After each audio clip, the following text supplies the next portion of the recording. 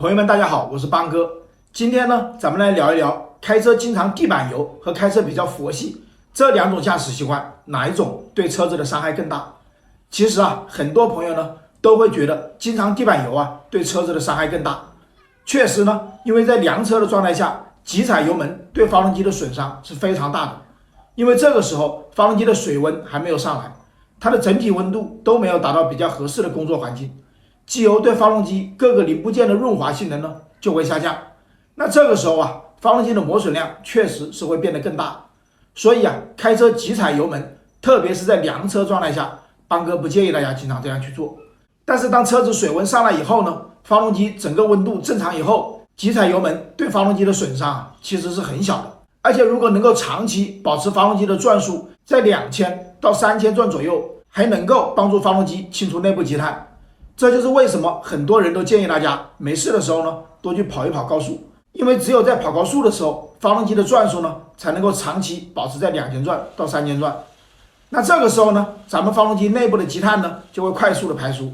相反呢，如果你的驾驶习惯比较佛系，那你的车也不经常跑高速，特别是现在啊，市区特别的拥堵，那这个时候呢，不但不利于发动机内部积碳的清除，还会增加发动机内部积碳的产生。大家都知道，积碳主要就是产生在燃烧室里面。那如果燃烧室里面的积碳越来越多，它就会改变燃烧室的容积。那这个时候呢，咱们发动机的压缩比就会发生变化。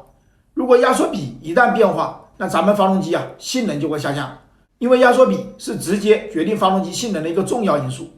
所以啊，有些人呢，他就会有这种感觉。我和我朋友的车是一模一样的，发动机也一样。为什么他的车比我的车开起来更有劲，在动力和提速方面都非常的好？这就是因为啊，开车的习惯不一样。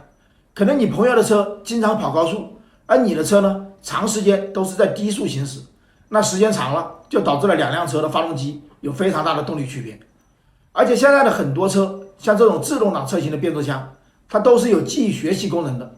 就是这个变速箱呢，它会根据你长期的驾驶习惯来改变它的升降档频率。所以说啊，如果一辆车你经常这样低速行驶，这个车的变速箱它的升降档的顺序、升降档的速度呢，都是会发生改变的，因为它会模拟你的驾驶习惯，所以啊，这就会导致两辆车开起来动力的提升感觉不一样。其实呢，也不是因为发动机或者是变速箱出现了质量问题，可能就是因为发动机内部的积碳多了，或者是变速箱学习了你的驾驶习惯，所以才导致发动机升降档的速度变慢，造成提速慢，车没有劲。所以驾驶习惯太佛系，对车子也没有什么好处。那邦哥建议朋友们呢，这两种驾驶习惯呢，你一定要综合一下。特别是咱们经常在市区里面低速行驶的那些车子啊，有空的时候呢，最好去跑一跑高速。这就是为了清除发动机内部的积碳，让发动机动力提升。如果偶尔跑一次高速，车子动力提升是非常明显的，而且对降低油耗也是有很大帮助的。那对于经常激烈驾驶的朋友们来说，也需要综合一下。因为对于发动机的金属部件来说，它都是有一个临界点的，特别是这个发动机的金属疲劳。如果发动机内部的金属部件呢，长期处在一个疲劳的临界点，那说不好哪一天呢，它就会突然的绷不住。所以这个车子其实和咱们人一样的，不能过度的去锻炼，也不能太安逸了，适当的运动，然后呢也要休息好，这样呢对于发动机或者是变速箱来说都是最好的，对于咱们车子的性能还有省油方面呢也是非常有利的。